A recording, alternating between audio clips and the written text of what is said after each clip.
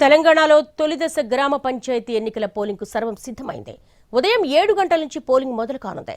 ఈ తొలి దశలో 56,19,430 మంది ఓటర్లు తమ ఓటు హక్కు వినియోగించుకున్నారు. మరోవైపు పోలింగ్కు ముందు ప్రలోభ పర్వం తీవ్రస్థాయికి చేరింది.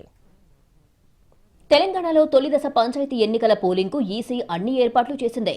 గురువారం ఉదయం 7 గంటలకు పోలింగ్ ప్రారంభం కానుంది.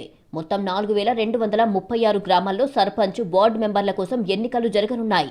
అబ్జర్వర్లు, మైక్రో అబ్జర్వర్లతో ఈ ఎన్నికల నిర్వహణకు పగడ్బందీ ఏర్పాట్లు చేసింది ఈసీ.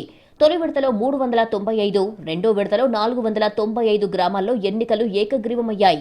ఇప్పటి వరకు తనిఖీల్లో 8.2 కోట్లు సీజ్ చేశారు. ఉదయం 7 గంటల నుంచి మధ్యాహ్నం 1 గంట వరకు పోలింగ్ జరగనుంది. 2 గంటలకు కౌంటింగ్ ప్రారంభించి ఫలితాలు ప్రకటిస్తారు. వీలైతే ఉప సర్పంచ్ ఎన్నిక కూడా పూర్తి చేస్తామన్నారు తెలంగాణ ఎన్నికల కమిషనర్ రాణి కుముదిని. కాని పక్షంలో మరో రోజు ఉప సర్పంచ్ ఎన్నిక నిర్వహిస్తామన్నారు. మరోవైపు పంచాయతీ ఎన్నికల వేళ ఊరూరా కోలాహలం నెలకొంది.